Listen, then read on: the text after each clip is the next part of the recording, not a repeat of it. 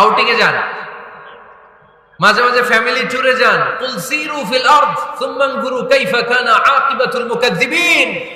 জমিনে ঘুরে বেড়াও আর দেখো মিথ্যাবাদীরা পৃথিবীতে কি করেছে আর তাদের সাথে আমি কি আচরণ করেছি, ঠিক কিনা? সুযোগ হলে মিশরে যান, ফেরাউনের লাশ দেখে আসেন। কারুনের বাড়িতে যান, ধ্বংসস্তূপ দেখে আসেন। পারলে জর্ডানে যান, মৃত সাগর দেখে আসেন।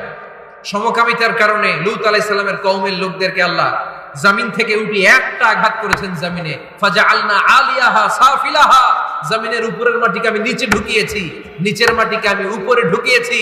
উপর থেকে শিলা আর প্রস্তর বৃষ্টি নাজিল করে পুরো জমিনটারে আমি মেসাকার করে দিয়েছি। ওখানে এখন ডেড সি, লোহিত সাগর, মৃত সাগর। ওখানে কোনো মাছ জন্মায় না, কোনো কাঁকড়া জন্মায় না, ব্যাঙ জন্মায় না, কিচ্ছু জন্মায় না। লবণের ডেনসিটি, ঘনত্ব এত বেশি, ওখানে কোনো মানুষ ডুবেও না। গজবের জায়গা, সুযোগ হলে দেখে আসেন। টাকা পয়সা ভালো থাকলে সময় হলে প্রায় ফ্যামিলি মেম্বারদেরকে নিয়ে উমরায় যান। কই যাবেন? উমরায় যান। নবদম্পতি যারা বা রিসেন্টলি তোমরা যারা বিয়ে করতে যাচ্ছ, you are going to be a new couple, পারলে তোমাদের হানিমুনটা উমরায় সেরে ফেলো। পারা যাবে না? স্বামী স্ত্রী দুইজনে মিলে মক্কায় চলে যাও, আল্লাহর ইবাদত, আল্লাহর ঘরে সিজদা দিয়ে নতুন জীবনটাকে নতুন ভাবে শুরু করো। বরকত দিবে কে? তাহলে ঘরে বা ফ্যামিলিতে সুখ সমৃদ্ধি নিয়ে আসার 6 নাম্বার মাধ্যম হচ্ছে আউটিং এ যাওয়া, মাঝে মাঝে বেড়াতে যাওয়া। আল্লাহ রাসূল সাল্লাল্লাহু আলাইহি ওয়াসাল্লাম বেড়াতে যেতেন, সফরে স্ত্রীদেরকে নিয়ে যেতেন।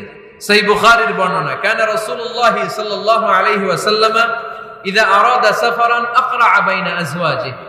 আল্লাহ রাসূল সফর করলে কোন স্ত্রীকে নিয়ে যাবেন তিনি স্ত্রীদের নাম লিখে লটারি করতেন। সুবহানাল্লাহ নাই? কি করতেন? কোরআ, আরবিতে বলে কোরআ, বাংলায় বলে লটারি। এই লটারি জায়েজ, এই লটারি জায়েজ আছে। স্ত্রীদের নাম লিখে কোরআ করতেন, লটারি। যার নাম আসতো তাকে নিয়ে আল্লাহর হাবিব সাল্লাল্লাহু আলাইহি ওয়াসাল্লাম সফরে বেরিয়ে যেতেন। সফরে স্ত্রীদের সাথে দৌড়াদৌড়ি করতেন। সুবহানাল্লাহ বলবেন না? আম্মা জান আয়েশা রাদিয়াল্লাহু তাআলা আনহাকে আল্লাহর হাবিব সাল্লাল্লাহু আলাইহি ওয়াসাল্লাম এত ভালোবাসতেন, আল্লাহর হাবিব সাল্লাল্লাহু আলাইহি ওয়াসাল্লাম বলতেন, আয়েশা চলো দৌড়াদৌড়ি করি। ওই যে দেখা যায় খেজুর গাছ, চলো কে কার আগে যেতে পারে। দুইজন দৌড়ালেন। বিয়ের প্রথম দিকে আম্মা জান আয়েশা রাদিয়াল্লাহু তাআলা আনহা ফার্স্ট হয়ে গেলেন, কারণ তখন তিনি চিকন ছিলেন, এত মোটা ছিলেন না। আবার অনেক বছর পরে আরেক সফরে যখন আম্মা জান আয়েশা সফরে লটারিতে নাম আসলো, ওই সফরে আবার আল্লাহর হাবিব সাল্লাল্লাহু আলাইহি ওয়াসাল্লাম বললেন, আয়েশা চলো আজকেও দৌড়াদৌড়ি করি। দুইজন দৌড় দিলেন। এবার আর আম্মা জান আয়েশা রাদিয়াল্লাহু তাআলা আনহা জিততে পারলেন না, যেহেতু মোটা হয়ে গেছেন। আল্লাহ রাসূল সাল্লাল্লাহু আলাইহি ওয়াসাল্লাম দৌড়ে গাছ ধরে ফার্স্ট হয়ে গেলেন। সুবহানাল্লাহ পড়েন। আম্মা জান আয়েশা এবার রাগ করে বসে আছেন।